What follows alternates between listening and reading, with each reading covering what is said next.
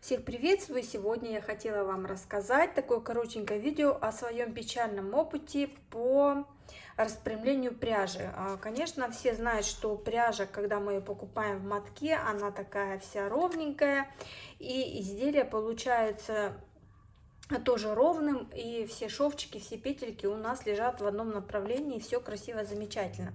Но бывает так, что мы связали какое-то изделие, особенно из той пряжи, которая очень легко распускается. Допустим, если это какой-то вот такой кид-мохер, то все знают, что из него распустить изделие практически невозможно. Но бывает такая шерсть мериносовая, либо хлопок, который мы связали, вот изделие лежит, мы его не носим, либо как-то вот кому-то вязалось и не подарилось, и не продалось, а пряжа вроде бы неплохая, почему бы ее не перевязать на какое-то другое изделие. И я собралась вязать тунику. Кстати, скоро на моем канале будет туника из вот такой вот пряжи. Это мерсеризированный хлопок.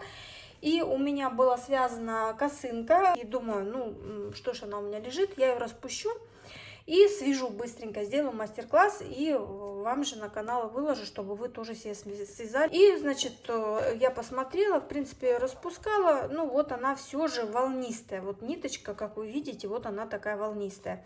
И я думаю, ну что ж, YouTube нам, Google в помощь, посмотрю быстренько, какие есть видео, кто как делится, как распрямить пряжу. Обычно я распускаю эту пряжу, использую отпариватель. То есть через сопла я пропускаю вот так вот ниточку. Это все занимает долго времени. Либо это нужно через друшлаг как-то парить на водяной бане. Мне это не хотелось все делать. И тут я смотрю, супер способ, как за 2 минуты быстро распрямить пряжу.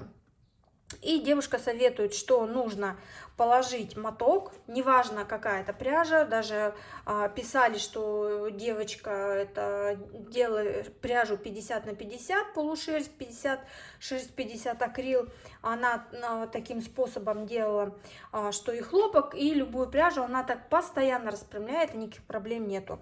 В общем, сразу скажу, у меня микроволновка, она не мощная, она у меня средней мощности, то есть я ее не использую для приготовления пищи, только для разогрева. У меня микроволновка средней мощности. Девушка рекомендовала положить моток пряжи в пакет, туго завязать и поставить микроволновку на максимальную мощность на 2 минуты. Я, значит, взяла, у меня вот таких 2 клубка было, и именно вот в такой расцветке сейчас мне очень сложно его найти.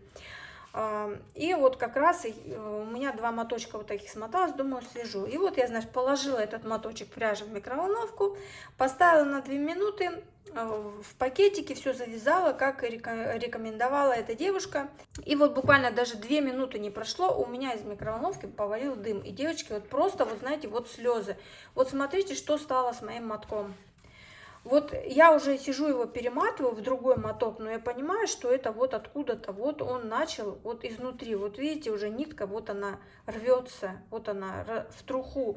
И мне настолько жалко, и вот хочется сказать, вот прежде чем выкладывать видео, не надо обманывать людей в том плане, что любая пряжа подойдет.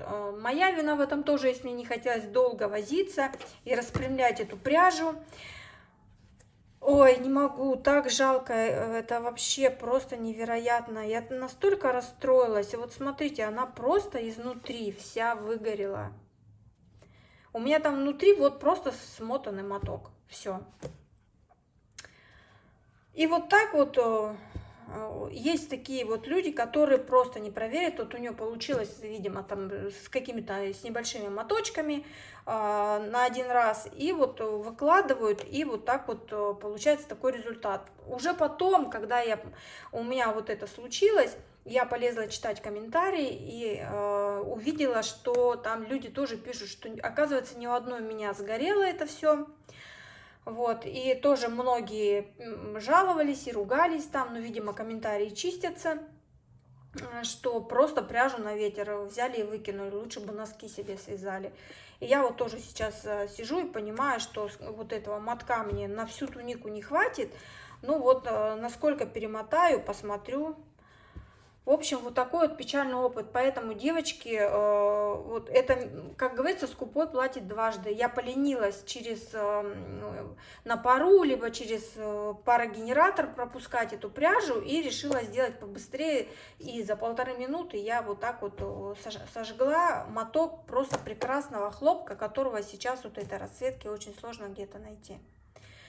Вот, надеюсь, вам было полезно мое видео. Не совершайте моих ошибок, используйте парогенераторы, либо самый действенный способ, девочки, если вы, вот я пользуюсь всегда, если вы хотите распустить, и чтобы у вас в конечном итоге вот пряжа была ровненькая, прежде чем распускать изделие, вот вы вытащили ниточку, которую начали раскручивать, сбрызните с пульверизатора полностью все изделие и начинайте разматывать ниточку, сматывать ее в клубок. Особенно вот на хлопке это удачно работает. На мериносе, который не пушистый, точно так же.